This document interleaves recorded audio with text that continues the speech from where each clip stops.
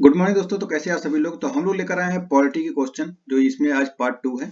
तो ये उत्तर प्रदेश तैयारी कर रहे हैं, तो उत्तर प्रदेश पुलिस की तैयारी में ये लगभग 100 क्वेश्चन आज भी हैं। ये पॉलिटी से है, ठीक है। इसके पहले हम लोग करा रहे हैं, हिस्ट्री का भी क्वेश्चन कराया गया है। तो अगर आप लोगों ने उसको नहीं देखा तो देखिए उसको। हिस्ट्री, पॉलिटी और भी जितने सिलेबस के अकॉर्डिंग जितने भी क्वेश्चन आए रहेंगे, सभी क्वेश्चन कराया जाएगा। तो बहुत सारे क्वेश्चन ऐसे ही वीडियो में हम लोग लाएंगे, और ऐसे क्वेश्चन बहुत सारे एग्जाम में आएंगे, ठीक है। अगर आप एग्जाम बैठेंगे, प्रैक्टिस करते रहिए, बहुत सारे क्वेश्चन फंसेंगे आपसे।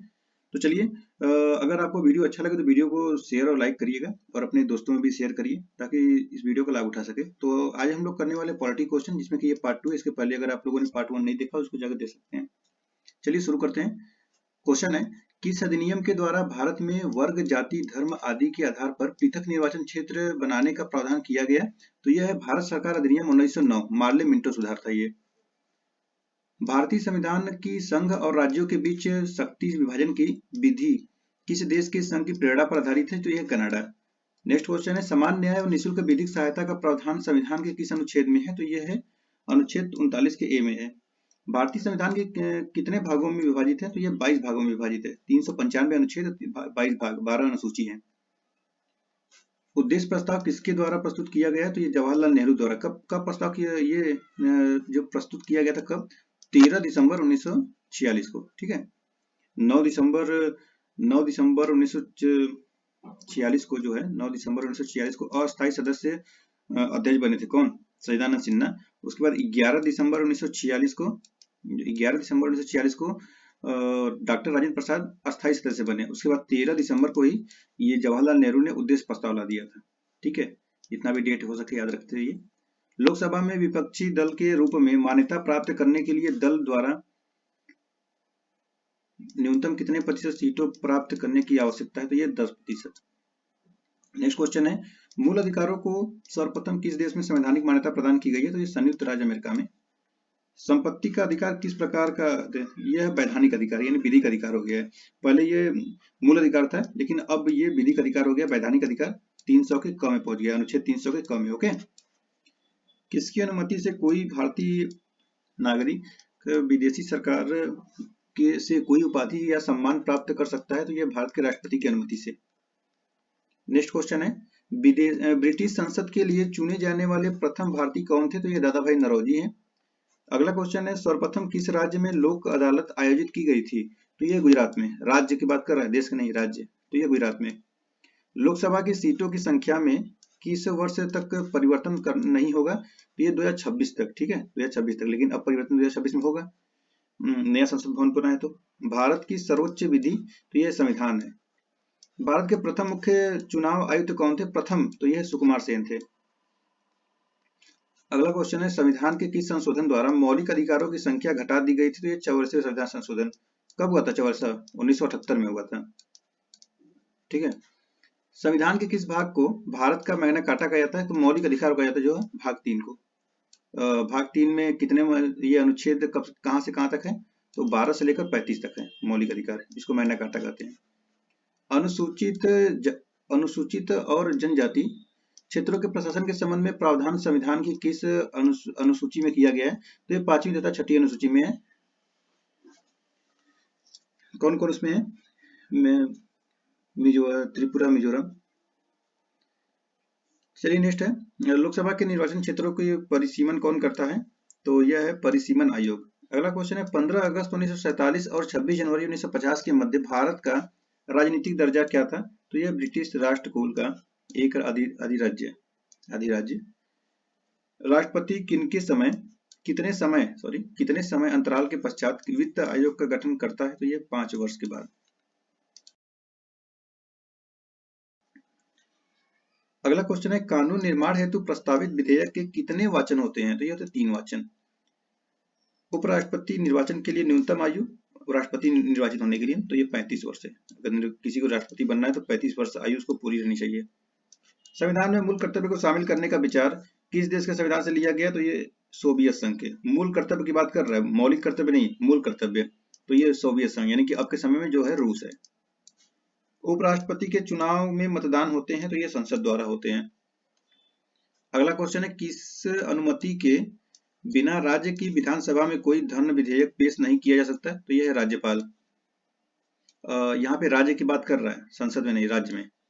राष्ट्रपति का अभिभाषण कौन तैयार करता है? तो ये केंद्रीय मंत्रिमंडल।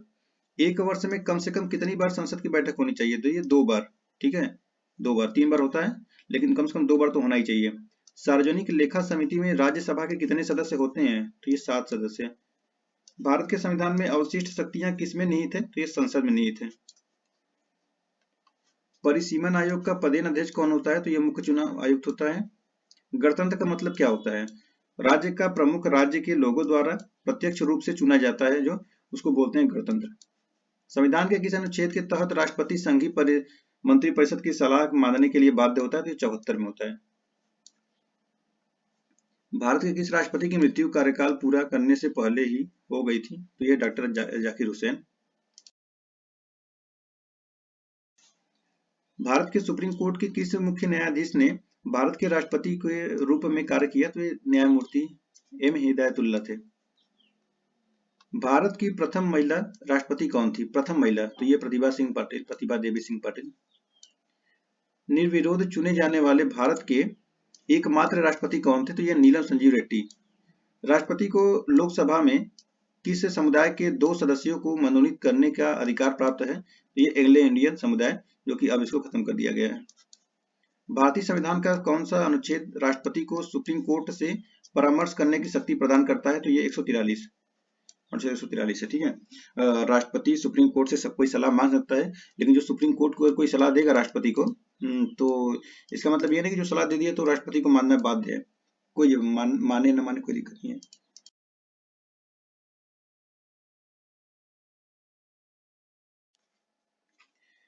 नेक्स्ट क्वेश्चन है, राष्ट्रपति द्वारा जारी अध्यादेश संसद के सत्र प्रारंभ होने के बाद सदन में कितने समय तक रखा जाना आवश्यक है? तो 6 सप्ताह तक।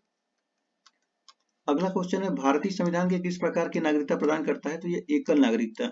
भारतीय संविधान की प्रस्तावना में समाजवादी, पंथ निरपेक्ष तथा अखंडता शब्द को किस संविधान संशोधन द्वारा जोड़ा गया था? तो ये 42वें संविधान संशोधन 1976। कौन किया था उस समय? इंदिरा गांधी ने किया था। इसी संशोधन को मिनी कॉन्स्टिट्यूशन बोलते हैं। इतना ज्यादा संशोधन किया गया था, इसमें मिनी कॉन्स्टिट्यूशन बोलते हैं। भारतीय संविधान सभा की संघीय शक्ति समिति के अध्यक्ष कौन थे? तो ये जवाहरलाल नेहरू। भारतीय संविधान की प्रस्तावना का प्रस्ताव और प्रारूप समिति के समक्ष किसने रखा था? तो जवाहरलाल नेहरू। संविधान सभा के संवैधानिक सलाहकार कौन थे? तो ये है बेनेगल, इनको BN राव बोलते हैं। 11 दिसंबर 1946 को किसी संविधान सभा का अस्थायी अध्यक्ष चुना गया? जो पहले मैंने बताया था, डॉक्टर राजेंद्र प्रसाद। संविधान की 7वीं अनुसूची के अंतर्गत जो केंद्रीय सूची है उसमें कितने विषय सम्मिलित है? तो ये 97। भारत के राष्ट्रपति उपराष्ट्रपति की अनुपस्थिति में कार्यभार कौन ग्रहण करेगा? तो ये सुप्रीम कोर्ट का मुख्य न्यायाधीश। और अगर मान लीजिए कि सुप्रीम कोर्ट का मुख्य न्यायाधीश भी नहीं रहा तो उसके जो वरिष्ठ न्यायाधीश रहेंगे वो करेंगे। भारत के राष्ट्रपति ने किस मामले में वीटो शक्ति का प्रयोग किया था? तो यह भारतीय डाकघर अधिनियम। किसी व्यक्ति को दोषी पाए जाने पर कौन उसे क्षमादान दे सकता है? तो यह है राष्ट्रपति। युद्ध अथवा बाहरी आक्रमण की स्थिति में आक्रमणकारी के विरुद्ध युद्ध की घोषणा कौन कर सकता है? तो यह राष्ट्रपति कर सकता है।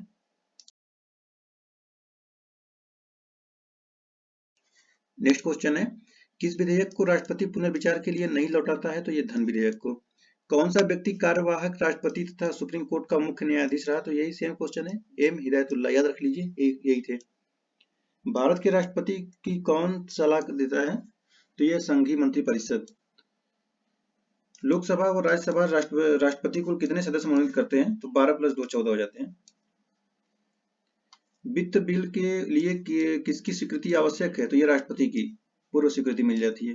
भारत का राष्ट्रपति किसकी नियुक्ति नहीं करता है? तो ये उपराष्ट्रपति की। भारत के किस राष्ट्रपति की मृत्यु कार्यकाल खत्म होने से पहले हुई थी? डॉक्टर जाकिर हुसैन।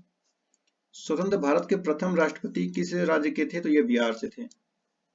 संसद के 3 सत्र कौन कौन से होते हैं? तो ये बजट सत्र, मानसून सत्र और शीतकालीन सत्र। संविधान के किस अनुच्छेद में मौलिक कर्तव्यों की चर्चा की गई है? तो ये अनुच्छेद 51 के ए में है। कौन से भाग में है? तो 4 क में है।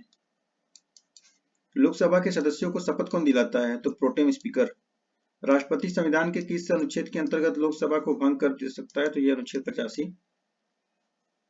राज्यसभा के द्विवार्षिक चुनाव की घोषणा कौन करता है? तो ये निर्वाचन आयोग।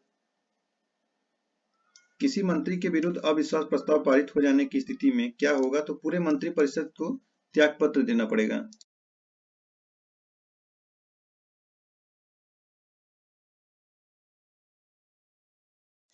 नेक्स्ट क्वेश्चन है, किसी विधेयक को धन विधेयक होने का अंतिम निर्णय कौन देता है? तो लोकसभा का अध्यक्ष। याद रखिए यहाँ पे राष्ट्रपति नहीं होगा, लोकसभा का जो अध्यक्ष होगा वो, ठीक है। भारत के संविधान के किस अनुच्छेद में अस्पृश्यता समाप्त करने का प्रावधान किया गया? तो अनुच्छेद 17 में है। डॉक्टर भीमराव अम्बेडकर ने किस मौलिक अधिकार को भारतीय संविधान का हृदय तथा आत्मा कहा था? यह संवैधानिक उपचारों के अनुच्छेद 32 को कहा था। संविधान की किस अनुसूची में दल परिवर्तन के आधार पर अयोग्यता के बारे में उपबंध है? तो यह है 10वीं अनुसूची। भारत का राष्ट्रपति अपना त्यागपत्र किसे देता है? तो उपराष्ट्रपति को। मूल संविधान की कितनी अनुसूचियां थी? तो ये 8 हैं। वर्तमान में भारतीय कुल कितनी अनुसूचियां? तो इसमें 12 हैं। भारत के संविधान की प्रस्तावना में समाजवादी धर्मनिरपेक्ष शब्दों को किस संशोधन में जोड़ा गया? 42वें संविधान संशोधन 1976 द्वारा। भारतीय संविधान सभा की प्रारूप समिति के अध्यक्ष डॉक्टर भीमराव अम्बेडकर हैं। नेक्स्ट है, भारत की संविधान सभा गठित करने का आधार क्या है? तो ये कैबिनेट मिशन प्लान 1946। अगला क्वेश्चन है, भारतीय संविधान के अंतर्गत मूल अधिकारों का संरक्षक कौन होता है? तो यह न्यायपालिका सुप्रीम कोर्ट होता है। मौलिक अधिकारों का निलंबन कौन कर सकता है? ठीक है, तो यह है राष्ट्रपति। भारत के संविधान में मौलिक अधिकार, तो यह मूल संविधान का हिस्सा था। और प्रथम भाषाई राज्य किसे बनाया गया था? तो आंध्र प्रदेश। भारत संघ में कितने राज्य हैं? तो 28 हैं। अगला क्वेश्चन है, भारतीय संविधान के अनुच्छेद 1 में यह घोषणा की गई थी कि इंडिया अर्थात भारत ये राज्यों का संघ होगा। भारतीय संविधान के किस अनुच्छेद में अनुसूचित जातियों जनजातियों के लिए आरक्षण का प्रावधान किया गया है? तो 335 में। संविधान सभा के अस्थायी अध्यक्ष थे तो डॉक्टर राजेंद्र प्रसाद। लोकसभा के सदस्यता हेतु न्यूनतम आयु क्या है? तो 25 वर्ष है। संविधान संशोधन किस संविधान संशोधन द्वारा दिल्ली को राष्ट्रीय राजधानी क्षेत्र का दर्जा दिया गया? तो यह 69वें संविधान संशोधन द्वारा। अगला क्वेश्चन है, स्वतंत्र भारत के प्रथम लोकसभा अध्यक्ष कौन थे? तो ये गणेश वासुदेव मावलंकर थे। मुख्य चुनाव आयुक्त की नियुक्ति कौन करता है? राष्ट्रपति। राज्य के विधान परिषद के कितने सदस्य विधानसभा द्वारा चुने जाते हैं? तो 1/3। चालू वित्तीय वर्ष के परिणामों के आधार मानकर अगले वर्ष का बजट तैयार करना क्या कहलाता है? तो ये कहलाता है निष्पादन बजट, परफॉर्मेंस बजट। भारत सरकार के बजट के आंकड़ों में कुल व्यय और कुल प्राप्ति के बीच का अंतर को बजटीय घाटा बोलते हैं। अगला क्वेश्चन है, नीति आयोग भारत के संविधान के किस अनुच्छेद के तहत संगठित किया गया है? तो नीति आयोग, तो देखिए इसका ये डेट है, योजना आयोग के जगह पे लाया गया था और 1 जनवरी 2015 को हुआ था। ठीक है, भारतीय संविधान सभा के प्रथम दिन अधिवेशन की अध्यक्षता इन्होंने की थी कौन? डॉक्टर सचिदानंद सिन्हा, 9 दिसंबर। भारत के संविधान का निम्नलिखित में से कौन सा अनुच्छेद अस्पृश्यता का, तो ये अस्पृश्यता का उन्मूलन होता है अनुच्छेद 17 में होता है।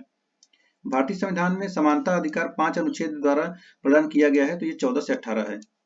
लोकसभा या विधानसभा के निर्वाचन में एक उम्मीदवार अपनी जमानत की राशि को खो देगा अगर उसे कुल वैध मतों का 1/6 मत नहीं मिलेगा तब।